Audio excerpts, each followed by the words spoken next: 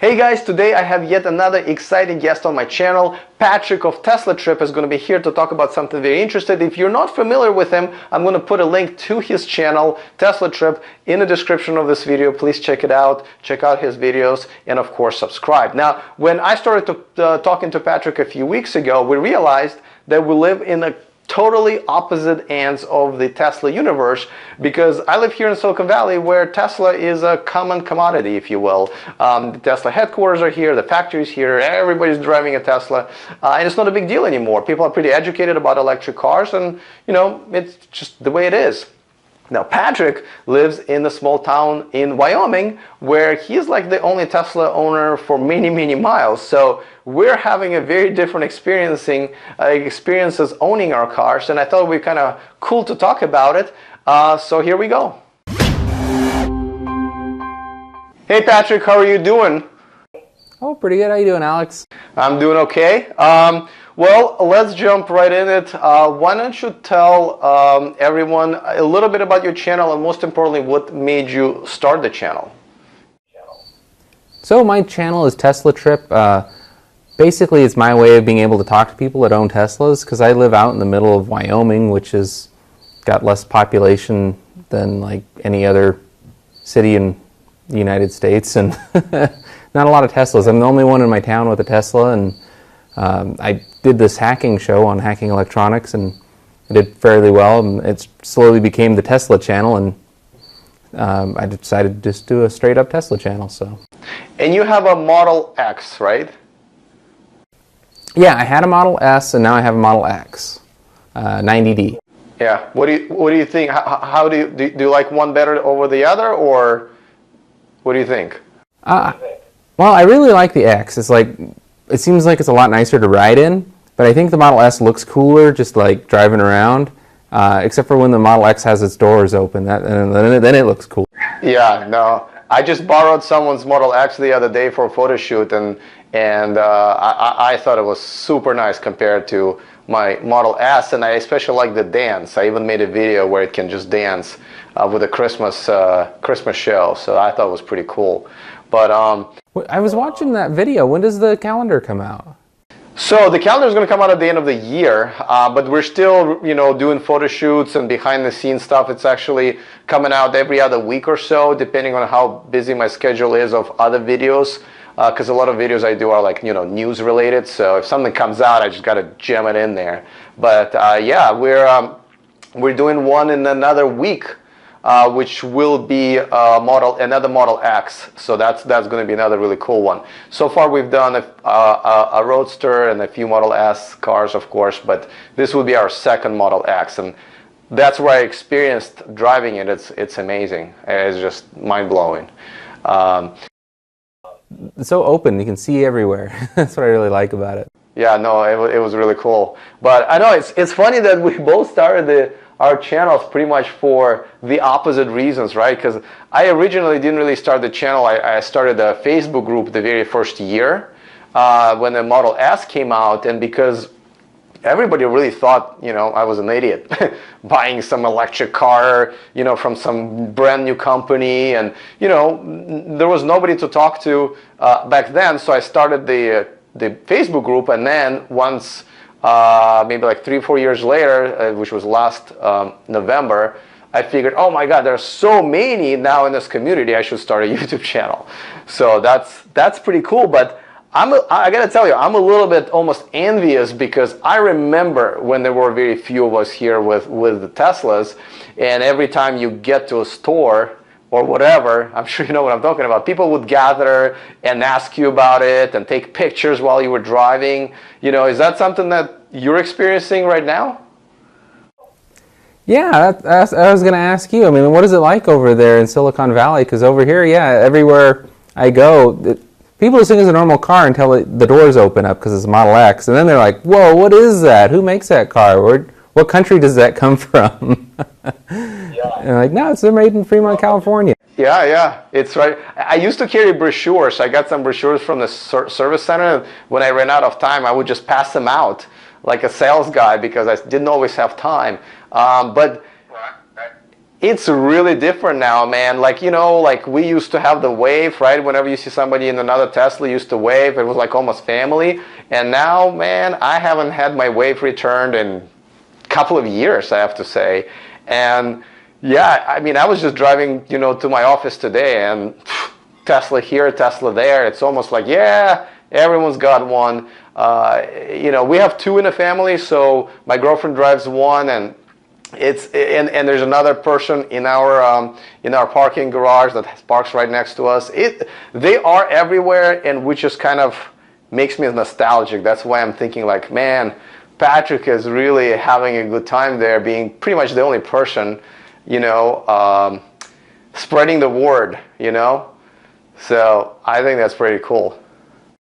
I was just in a car show last weekend, and I actually won first place for a modern car, I guess, which wasn't terribly hard because it's mostly classic cars. Wait, who got the first two? I got first place for cars made after the year 2000. Oh, okay. I thought you said third place, but yeah, no, it's so just switching topics a little bit, what kind of questions do people ask you, you know, when they get to talk to you about the car? How much did it cost? Is always one of the first ones.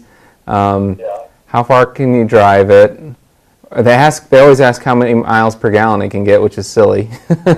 Right, yeah. I remember that. And then after that, how long does it take to charge it up? And, you know, how far can you go on a charge?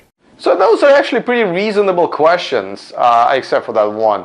Because I remember in the beginning, people were just asking this stupid, oh, I mean, I can't blame them, but now they're stupid questions. But at that time, it would be all kinds of, you know, weird stuff that people would be asking. And do people look at you like you're sort of driving the future? Or are they still thinking like, yeah, this is just a tree-hugging hippie doing his own electric car thing, whatever, it will blow over one day? I think most people, especially kids or younger people, they're really into it. They're like, that's the future, I want a Tesla. They seem to know what the car is. And older people around here especially have no idea what a Tesla is or an electric car, and the fact that it has no engine just throws them for a loop. They're like, I don't get it. What happens when you run out of power? They just, and they don't think it'll ever work out. They're like, no, that's never going to happen. Where can you charge it? And I'm like, well, I've got charging stations all over the county, actually. And they're like, what? And I was like, yeah, you can go charge up at the breadboard where you eat a sandwich, or you just charge it at home most of the time. I remember you mentioned something about that. There were so few charging stations in your area that you actually started a company that installs charging stations because you needed to charge. Is that tell us a little bit about that? Yeah, so I was waiting for Tesla, and I was handing out destination chargers because it's free, right? I mean, if you're a hotel or a restaurant, you can just call up Tesla and be like, hey, I want some charging stations. And they're like, all right, there aren't any in your area, let's give you a few. But people here, they're like, oh, I don't want to pay for the electricity, I don't want to pay for the electrician to put it in, and you know, I don't want to pay when people are charging at my establishment. It's like, you don't get it. You're attracting people that have these $100,000 cars. They're going to be hanging out at your place, spending money. But I live in the middle of like oil and gas country, like coal and everything, and people kind of see me more as a threat. Yeah, which it is. Hey, listen, it is, you know? Yeah. It kind of is, yeah. And we're proud of it. I mean, it is a threat, and hopefully we'll get them. Yeah, so I had to go in with the sales pitch of more of, like, this is a vending machine, we've got tourists coming through, all the states around us are surrounded by electric cars, people are in, we'll give you a cut of the money, and you don't have to worry about anything. You just get money for having a charger out there, and people come from miles around to charge, and so that's working out a little bit better. I'm starting to get quite a few of them out there, and it's going to be fun. Are there any superchargers in your area? My nearest supercharger was over 300 miles away for the first few years of owning a Tesla, and they just now this summer started opening some up that are within like driving to without having to charge it like an RV park. So I'm pretty excited. We've got like 5 of them opening up like in a month. Okay, well that's progress. You know, here we're having sort of another supercharger problem because, you know, there's so many Teslas, and even though they have a few now superchargers in our area, I have 4 or 5 in the Bay Area, but they're still so busy that a lot of times you'll see, and I have some footage of that, where you come in and there's a line, and then there's like an attendant there that will take your car from you, and you can go and have a meal or whatever, but they will take a car from you, they'll charge it for you, but it will limit it to, let's say, 30 minutes, depending on the wait time. And then they will bring you right back to your parking spot, so you only get 30 minutes worth of charging, and then, you know, you have to wait in line, then you have to charge, and that can really add up. And I have to, yeah, so this is you know, I already admitted this a few times. It pains me to admit this, but when I go to Los Angeles or Sacramento, I actually rent a gas car because of how busy the superchargers are now. They're that busy, huh? Yeah, man. I mean, but believe me, I mean, I'm sure you know, I hate driving a gas car, right? But, oh yeah. But you know, like Sacramento is 2 hours away, but if you go to the supercharger and then you have to wait, that can almost double my time to get to Sacramento and then back. So yeah, it's it's the other problem. I'm sure your superchargers, the location will be relatively empty, where ours are just so full. It's not even funny. Most of my routes that I travel, like from where I'm at in central Wyoming over to Las Vegas, there's usually maybe 1 person, and they're usually just like 4 supercharging stalls, sometimes 8. So they're really pretty empty right now.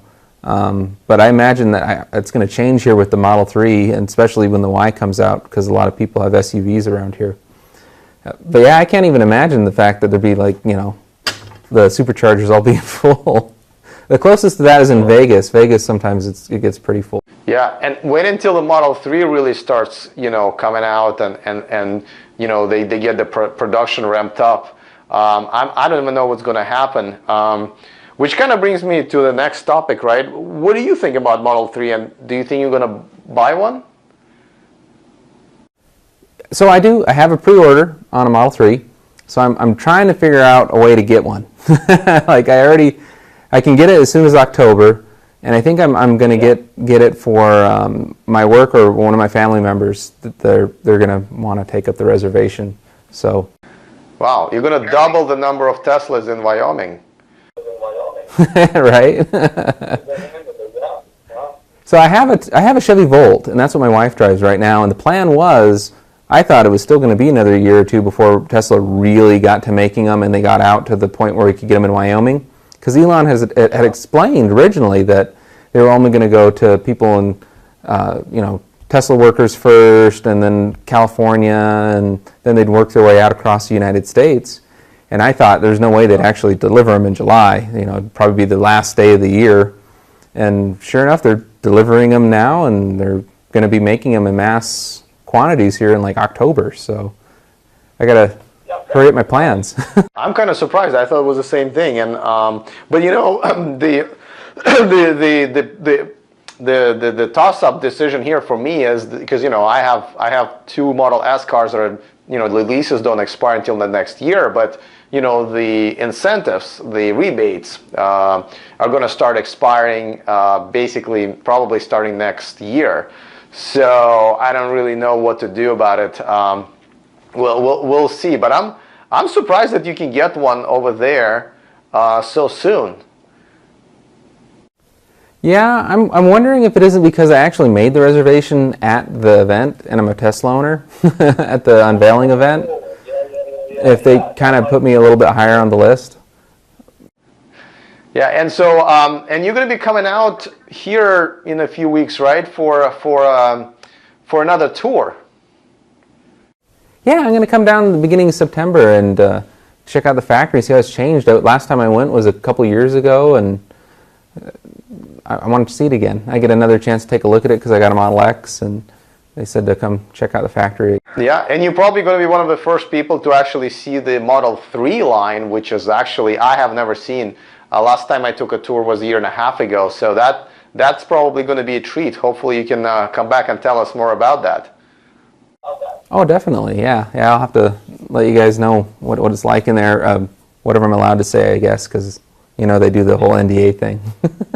Yeah, I remember the first time. Now there are cars that you drive around, but in the beginning, the first like half a year, we were walking around, getting really close to everything. They didn't really have the security very tight. It was pretty cool, but now it's all very tight, and there's a bigger territory to cover. So that definitely changed. So I can't wait to see what your experience is going to be like with the tour, with the Model 3 line actually going full force. Hopefully by then. Yeah, because the production capacity is going to be about 3 times what it was, I think, when I went over there. They're making about 1,000 cars a week when I went, and they're making like 4. Well, when the Model 3's going like maybe 5,000 a week between the S, the X, and the 3. Yeah, so it's going to be humming. Yeah, no, I'm excited for you. Well, cool, man. Listen, it was definitely great catching up with you. Hopefully we can chat once again once you're here. So we're not going to do it sort of this way from 2 different states. Hopefully we can do it in person. Yeah, thanks so much for chatting with me. This was fun. Oh yeah, thanks for calling up and getting to chat, and we got a little bit of a perspective of like Silicon Valley versus rural Wyoming. Absolutely. All right, man. Well, I will see you here when you are in California. Sounds good. See you then. All right, guys, I hope you enjoyed our conversation. I certainly have. I'm looking forward to meeting Patrick in person when he's here in California for the factory tour. If you have a story about owning the Tesla and introducing it to other people who've never heard of this car, please go ahead and post them in the comment section. I would love to hear those stories, so and we can all share this as a community. Now, just like I mentioned before, Patrick's channel is called Tesla Trip, and I put the link in the description of this video. Please check out his videos and subscribe to his channel. Well, that's pretty much it for me. I will see you guys next time, and remember to stay charged.